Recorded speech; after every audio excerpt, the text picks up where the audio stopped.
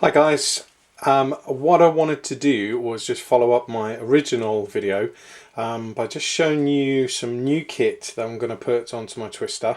What we've got here is a very cheap transmitter. This is from banggood.com. It's the TS5823S. Currently on the Banggood website it's around about £8.50, something like that, with free delivery, so it doesn't get much better than that, to be fair. So that's what we're going to use as our video transmitter, but also wanted to introduce you to this little thing here, and this is going to be our new on-screen display. This is sold off eBay.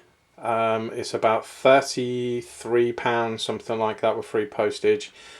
We can program this as well, so we can determine what we see on screen. We can change what we see, and we're going to use this instead of the Excellence OSD, which I had on here before, which I didn't think was particularly brilliant, and that was about the same cost as well. So what we're going to do, I'm just going to run you through the wiring of this. Here's a wiring diagram, because lots of people ask for wiring diagrams. Here's a wiring diagram. This shows you the basics of how this goes together. So you can pause the video at this point, just have a look at that. Okay, so we're going to follow that, and I'm just going to show you on here exactly what I did. With this little transmitter, you get a number of different cable options that comes with it. This particular cable here is for a voltage supply. This one is to extend if you need to reposition the transmitter somewhere else, so you can use that. And then we have just a raw cable here with no connections on the end. But this thing, which is really good, is that it comes with this this plug here, which has also got a GoPro connector on the end of it. I've chopped that about and I'll show you what I've done. But the good thing about that is that means you don't need to buy any more additional cables.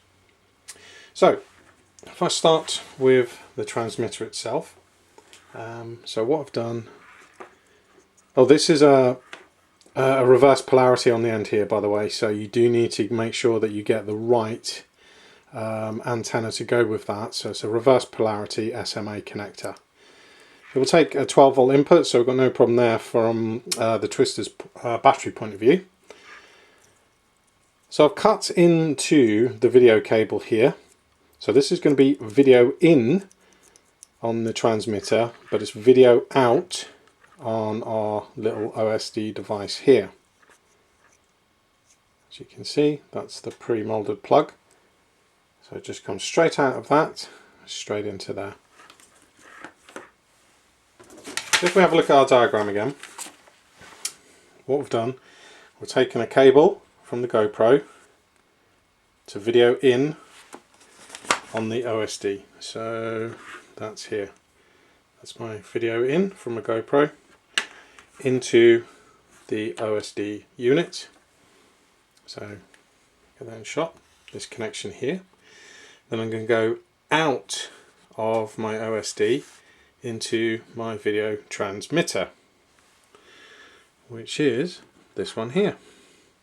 And I've just used JST connections on here because I just find them a lot easier. My soldering's not particularly brilliant, so I find that a little bit easier to use.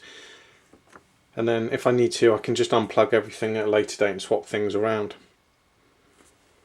So, video in, video out, straight into our transmitter.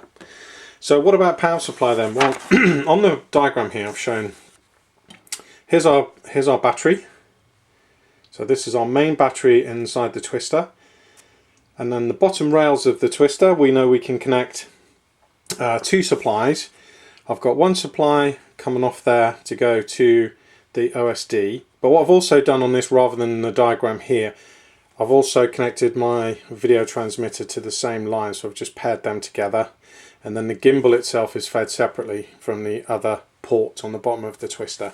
So two ports on the bottom of the Twister, one supply to the OSD and to the video transmitter, and the other one is going off to the gimbal.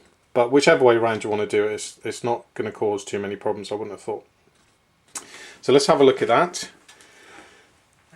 here it is. So all I've done is just paired that up. So I've got 2 reds and 2 blacks in there, and that's going to plug into the bottom of the Quattro.